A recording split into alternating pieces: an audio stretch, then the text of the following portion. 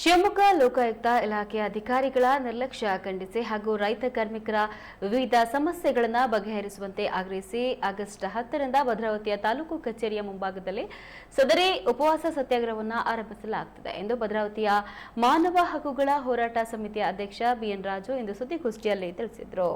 ಪ್ರಜಾಪ್ರಭುತ್ವದ ವ್ಯವಸ್ಥೆಯಲ್ಲಿ ಪಾರದರ್ಶಕವಾಗಿ ಆಡಳಿತ ನಡೆಸುವುದಕ್ಕೆ, ಭ್ರಷ್ಟ ಸರ್ಕಾರಿ ನೌಕರರನ್ನು ನಿಯಂತ್ರಿಸುವುದಕ್ಕೆ ಲೋಕಾಯುಕ್ತ ಇಲಾಖೆಯನ್ನು ಜಾರಿಗೆ ತಂದಿದ್ದು ದೇಶದಲ್ಲಿ ನಂಬರ್ 1 ಕರ್ನಾಟಕ ಲೋಕಾಯುಕ್ತ ಎಂದು ದಕ್ಷ ನ್ಯಾಯಮೂರ್ತಿಗಳಾದ ಸಂತೋಷ್ ಹೆಗ್ಡೆ ಮತ್ತು ವೆಂಕಟಚಲಯ್ಯ ಅವರ ಆಡಳಿತದಿಂದ ಸಾರ್ವಜನಿಕರಲ್ಲಿ ಇಲಾಖೆ ಮೇಲೆ ತುಂಬಾ ನಂಬಿಕೆ ಇತ್ತು. ಇತ್ತೀಚೆಗೆ ಉಪಲೋಕಾಯುಕ್ತ ನ್ಯಾಯಾಧೀಶ ಬಿ ವೀರಣ್ಣ ಅವರು ರಾಜ್ಯದ ಹಲವು ಕಚೇರಿಗಳಿಗೆ ದಿಢೀರ್ ಭೇಟಿ ನೀಡಿ ಅಧಿಕಾರಿಗಳಿಗೆ ಸಿಂಹ ಸ್ವಪ್ನರಾಗಿ ಸೇವೆ ಸಲ್ಲಿಸ್ತಾ ಇರುವುದು ಸಾರ್ವಜನಿಕರ ಪ್ರಶಂಸೆಗೆ ಕಾರಣ ಆಗಿದೆ ಎಂದರು. ಆದರೆ ಶಿವಮೊಗ್ಗದ ಲೋಕಾಯುಕ್ತ ಡಿವೈಎಸ್ಪಿ ಬಿಪಿ ಚಂದ್ರಶೇಖರ್ ಅವರು ಕಳೆದ 7ರಿಂದ 8 ತಿಂಗಳಿಂದ ಒಮ್ಮೆಯೂ ಯಾವುದೇ ಕಚೇರಿಗೆ ಭೇಟಿ ನೀಡದೆ, ಯಾವುದೇ ಕುಂದುಕೊರತೆಗಳ ಸಭೆ ನಡೆಸದೆ ನಿರ್ಲಕ್ಷ್ಯ ವಹಿಸಿದ್ದು ತಕ್ಷಣ ಅವರನ್ನ ಸೇವೆಯಿಂದ ವಜಾಗೊಳಿಸಬೇಕು ಎಂದು ಆಗ್ರಹಿಸಿದರು. ಮೂರ್ತಿ ಬಿ ವೀರಪ್ಪನವರು ಕೂಡ ಪ್ರತಿ ಗ್ರಾಮ ಪಂಚಾಯತಿಗೆ ಹೋಗ್ತಾರೆ, ಅಲ್ಲಿನ ಕಡತಗಳನ್ನ ಪರಿಶೀಲನೆ ಮಾಡ್ತಾರೆ, ತಾಲೂಕು ಕಚೇರಿಗೆ ಹೋಗ್ತಾರೆ, ಕಡತಗಳನ್ನ ಪರಿಶೀಲನೆ ಮಾಡ್ತಾ ಇದ್ದಾರೆ, ಸಂಬಂಧಪಟ್ಟಂಥ ಅಧಿಕಾರಿಗಳನ್ನ ಎಚ್ಚರ ಮಾಡ್ತಾ ಇದ್ದಾರೆ. ಸಾಧ್ಯವಾದಷ್ಟು ಕೇಸ್ಗಳನ್ನ ದಾಖಲೆ ಮಾಡಿ ಜನರಿಗೆ ತುಂಬ ಹತ್ತಿರವಾಗಿ ಸೇವೆಯನ್ನು ಸಲ್ಲಿಸ್ತಾ ಇರ್ತಕ್ಕಂಥ ಬಿ ವೀರಪ್ಪನವರು ಕೂಡ ಈ ಸಂದರ್ಭದಲ್ಲಿ ನಾನು ಅಭಿನಂದನೆಗಳನ್ನ ತಿಳಿಸ್ತೇನೆ. ಈ ರೀತಿ ಲೋಕಾಯುಕ್ತ ಕಚೇರಿಯನ್ನು ಸರ್ಕಾರ ಸಾರ್ವಜನಿಕರ ಭ್ರಷ್ಟ ಅಧಿಕಾರಿಗಳ ವಿರುದ್ಧ ನೇಮಕ ಮಾಡಿದ್ದೆ ಲೋಕಾಯುಕ್ತ. ಆದರೆ ಈ ಲೋಕಾಯುಕ್ತ ಇತ್ತೀಚಿನ ಕೆಲವು ವರ್ಷಗಳಲ್ಲಿ ಅಡ್ಜಸ್ಟ್ಮೆಂಟು ಕೆಲಸಗಳನ್ನ ಮಾಡ್ತಾ ಇದ್ದಾರೆ. ಯಾರು ಸರ್ಕಾರಿ ನೌಕರರಲ್ಲಿ ಭ್ರಷ್ಟಾಚಾರ ವಿಪರೀತ ನಡೀತಾ ಇದೆ ಅವ್ರ ಮೇಲೆ ಯಾರು ದೂರು ಕೊಡ್ತೀವಿ ಅವ್ರನ್ನೆಲ್ಲ ಕಚೇರಿ ಕರೆಸ್ಕೊಂಡು ಅಡ್ಜಸ್ಟ್ಮೆಂಟ್ ವಿಚಾರವನ್ನು ಲೋಕಾಯುಕ್ತದಲ್ಲಿ ಕೆಲವು ಅಧಿಕಾರಿಗಳು ಮಾಡ್ತಾ ಇದ್ದಾರೆ. ಅದರಲ್ಲಿ ಈಗಾಗಲೇ 7-8 ತಿಂಗಳಿಂದ ಬಂದಂಥ ಬಿ ಪಿ ಚಂದ್ರಶೇಖರ್ ಅವರು ಡಿವೈಎಸ್ಪಿ ಇವರು ಕಳೆದ 8 ತಿಂಗಳಿಂದ ಭದ್ರಾವತಿಗೆ ಬರ್ತಾರೆ. ಲೋಕಾಯುಕ್ತ ಕುಂದುಕೊರತೆ ಸಭೆಯಲ್ಲಿ ಪ್ರಾರಂಭ ಮಾಡ್ತಾರೆ. ನಾವು ಕೂಡ ಕಚೇರಿಯಲ್ಲಿ ಇರ್ತೀವಿ. ಬೆಳಿಗ್ಗೆ 11:15 ಸ್ಟಾರ್ಟ್ ಮಾಡಿದವರು 1 ಗಂಟೆ ಕೂಡ ಸರ್ಕಾರಿ ಅಧಿಕಾರಿಗಳಿಗೆ ಹಿತವಚನ ಹೇಳ್ತಾರೆ. ಯಾವ ಸಾರ್ವಜನಿಕ ಅರ್ಜಿನೂ ತಗೊಳ್ಳಲ್ಲ. ಆಗ ನಾವು ಅವ್ರು ಪ್ರಶ್ನೆ ಮಾಡ್ತೀವಿ, ನೀವು ಸಾರ್ವಜನಿಕ ಕುಂದುಕೊರತೆ ಪ್ರಶ್ನೆಗೆ ಬಂದಿದ್ದೀರಾ ಅಥವಾ ಸರ್ಕಾರಿ ನೌಕರ ಪರವಾಗಿ ಮಾತಾಡೋಕ್ಕೆ ಬಂದಿದ್ದೀರಾ? ಆಗ ಮಾತಿನ ಚಕಮಕಿ ನಡೆಯುತ್ತೆ. ಗುರುರಾಜ್ ಅಂತೇಳಿ ಇನ್ಸ್ಪೆಕ್ಟರ್ ಇರ್ತಾರೆ, ಇವರೆಲ್ಲರೂ ಸಿಟ್ಟು ಮಾಡಿಕೊಂಡು ಅವತ್ತು ಆ ಕಚೇರಿಯನ್ನು ಜನರ ವಿರುದ್ಧ ಮಾತಾಡ್ತಾರೆ. ಅಲ್ಲಿರ್ತಕ್ಕಂಥ ಎಲ್ಲ ಸಂಘ ಸಂಸ್ಥೆಯವರು ಕೂಡ ಅವ್ರ ಬಗ್ಗೆ ಅಸಹನೆಯನ್ನು ಉಂಟು ಮಾಡ್ತೀವಿ.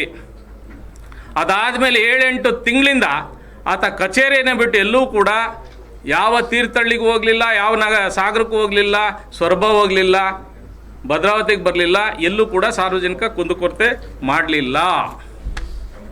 ಆದರೆ ಕಳೆದ 2-3 ತಿಂಗಳಿಂದ ಮುಖ್ಯಮಂತ್ರಿಗಳೇ ಸರ್ಕಾರ ಹೊರಡಿಸುತ್ತೆ ಪತ್ರಿಕಾ ಹೇಳಿಕೆ ನಾನು ಕೊಟ್ಟಿದ್ದೀನಿ.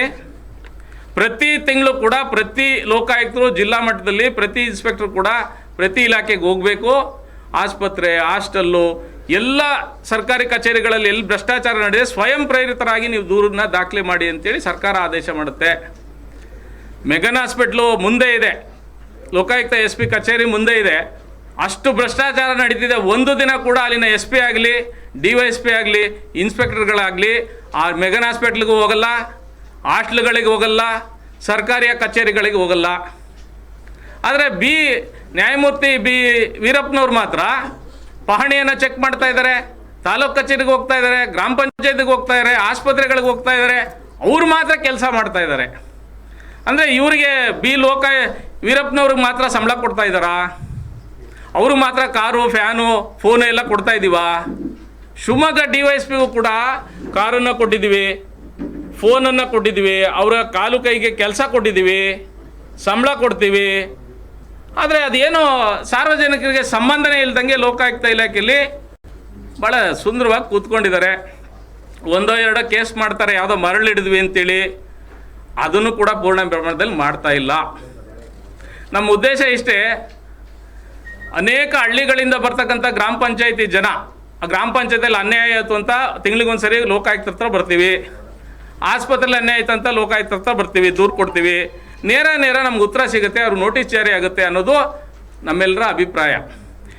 ಈ ತಿಂಗಳಿಗೊಂದ್ಸರಿ ಬಂದು ಇವ್ರು ಮಾಡ್ತಾ ಇರ್ತಕ್ಕಂಥದ್ದು ಏನಂದರೆ ನಾನು ಗಮನಿಸ್ತಾ ಇದ್ದೀನಿ ಭದ್ರಾವತಿಲಿ ಆ ಲೋಕಾಯುಕ್ತ ಬರೋಕ್ಕಿಂತ ಮುಂಚೆ ಸರ್ಕಾರಿ ನೌಕರರ ಅಧ್ಯಕ್ಷರು ಸದಸ್ಯರು ಅವ್ರು ಬಂದಿರ್ತಾರೆ. ತಹಸೀಲ್ದಾರು ಇವರೆಲ್ಲ ಅವರು ಊಟದ ವ್ಯವಸ್ಥೆ ಯಾವಾಗ ಮಾಡಬೇಕು ಅಂತ ಪ್ರಾರಂಭದಲ್ಲೇ ಮಾತಾಡ್ತಾರೆ. ಲೋಕಾಯುಕ್ತ ಕಚೇರಿ ಸರ್ಕಾರಿ ನೌಕರನ ಜೊತೆಲಿ ಕೂರಿಸ್ಕೊಂಡು ಸಾರ್ವಜನಿಕ ಕುಂದುಕೊರತೆ ಆಲಿಸ್ತಾರಾ? ಇದು ಒಂದೆರಡು ಸರಿ ಆಗಿದೆ, ನಾನು ಅಬ್ಜೆಕ್ಷನ್ ಮಾಡಿದ್ದೀನಿ. ಅಧ್ಯಕ್ಷ ಕೂತ್ಕೊಂಡಿರೋ ಕೆಲವರು ಇದು ನೇರವಾಗಿ ಸಾರ್ವಜನಿಕರು ತೊಂದರೆ ಆಗ್ತಾ ಇದೆ. ಲೋಕಾಯುಕ್ತ ಕೇಸಲ್ಲಿ ಏನಿದೆ ಅಂದರೆ ಸಾರ್ವಜನಿಕ ಒಂದು ಅರ್ಜಿ ಕೊಟ್ಟು ಮೊಗ್ದಲ್ಲಿಷ್ಟು ಎಲ್ಲ ಕಡೆ ನಿಂತಿದೆ.